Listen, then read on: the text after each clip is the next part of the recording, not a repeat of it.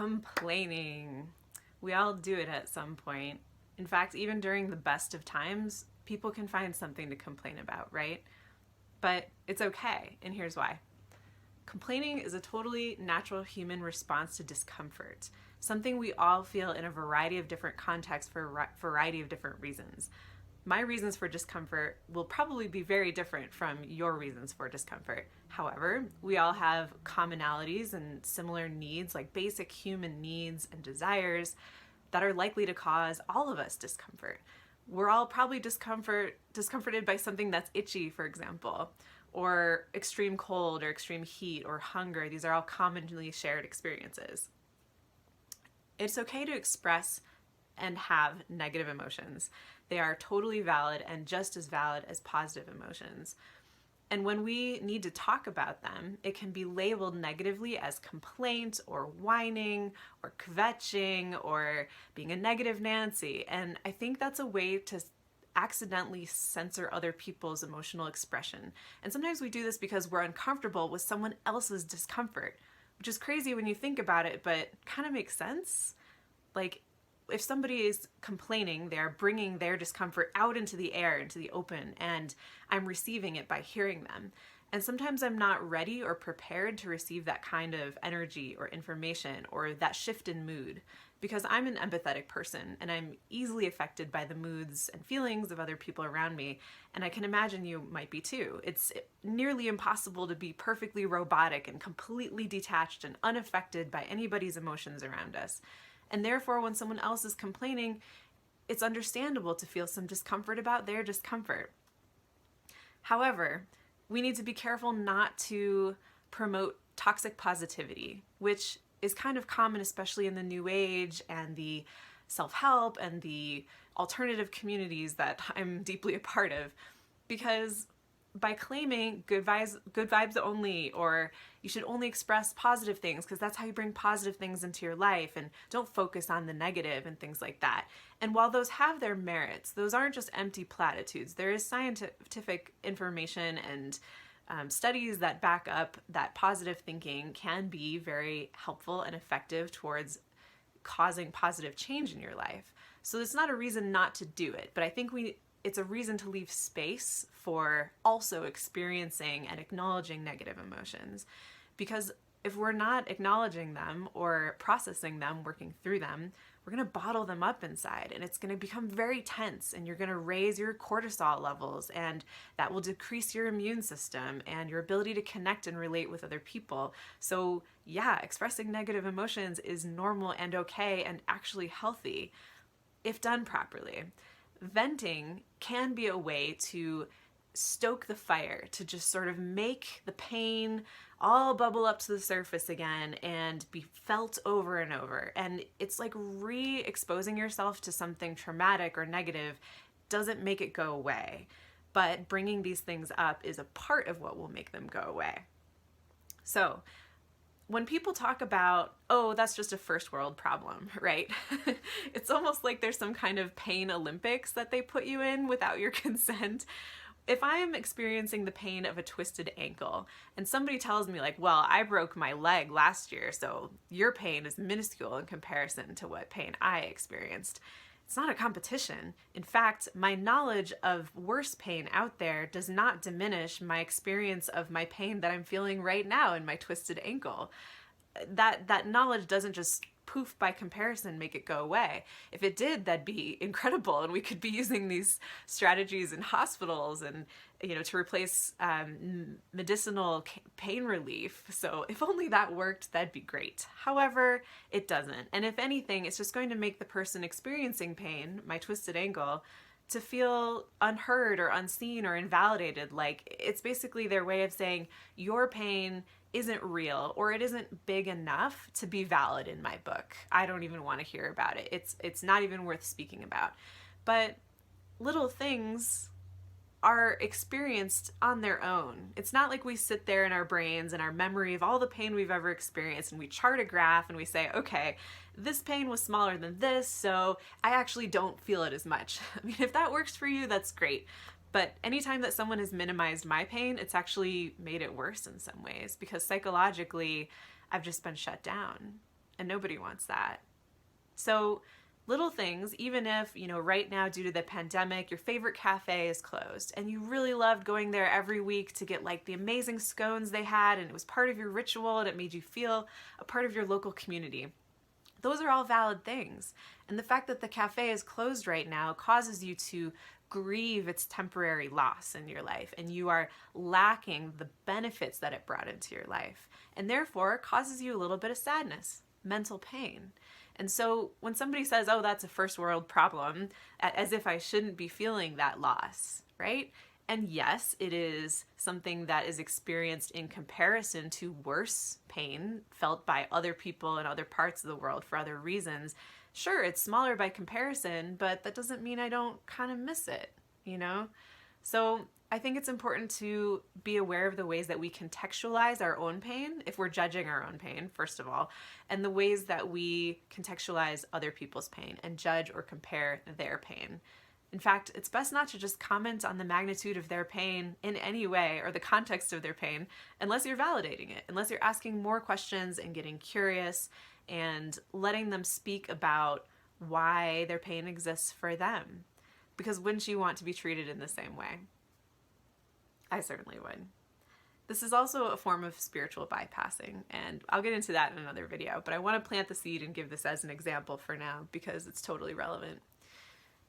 It's a form of bonding. When you need to complain to a friend or someone close to you, it's a way of saying, here's my experience. And if they can mirror back like, oh, I've had a similar experience, or, oh, wow, that must have really been terrible for you. I can totally see why you'd feel that way. You've now shared the meta experience. You haven't both twisted your ankle, but you've shared in the experience of acknowledging and understanding the gravity and realness of that pain.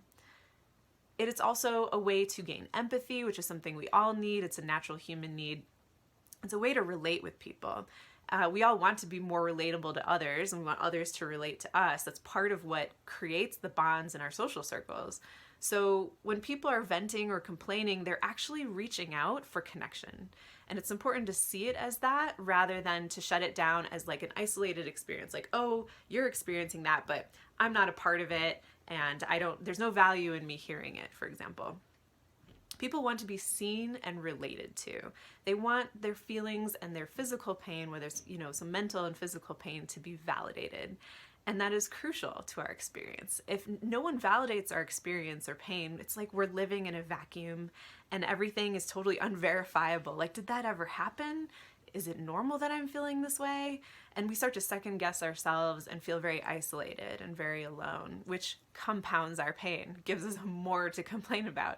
So I think it's important to recognize that venting and complaining is cathartic. There's a lot of scientific evidence that shows that expressing your pain actually alleviates your pain to a degree. And when we talk about our pain or our complaints, complaining, it's an energetic release. We may have been holding this stuff in, waiting for the right time or the right person or the right context to speak to about it. And then when we finally do, there's something intangible about letting that go. Even if we get all worked up and upset as we're talking about the thing we're complaining about, once it's out there, we're a little bit lighter. And I think we need to acknowledge the experience of the person receiving our complaints, because they're not just like this flat board at which we can throw everything and none of it sticks. They're empathetic beings too. So they're going to absorb and feel some of your feelings. And that's why I think it's important to channel the feelings that you're having, the complaint, towards an actionable end, towards some kind of outcome. So behind every complaint, behind every venting session is a need or desire at the root of it.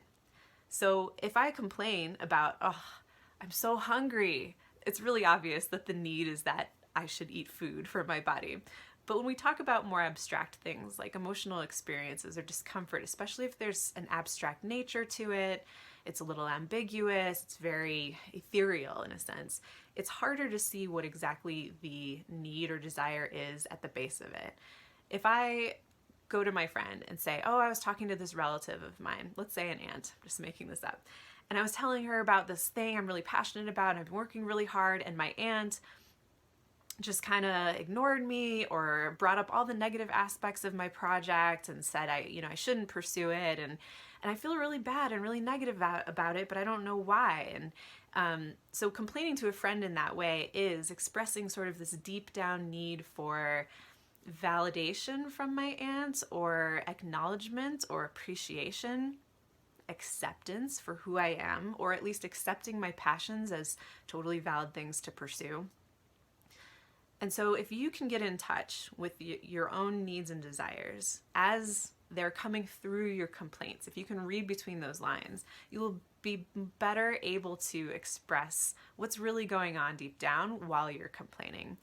So it's another layer of a mental exercise, and it's tough to like think in a meta sense as you're complaining. So that's why journaling is really helpful, because you can go back over the things that you wrote and say like, what is the need there? What is the thing I was expressing that actually says something more about my internal experience and my needs? And if you get really good at picking out the needs and desires in somebody else's complaining, then when they're coming to you and talking about their struggles, you can pick out like, it sounds like maybe you need a little bit of this, or it sounds like you were lacking that, or it's just a way to help them really see their own feelings, and then they'll feel even more validated. They'll be like, yeah, I totally was needing that in that moment. So it's a really powerful tool to be able to hone and use in conversation, especially when someone's expressing their pain, aka complaining or venting. So a way to constructively complain, there's a process to this. First, ask for consent.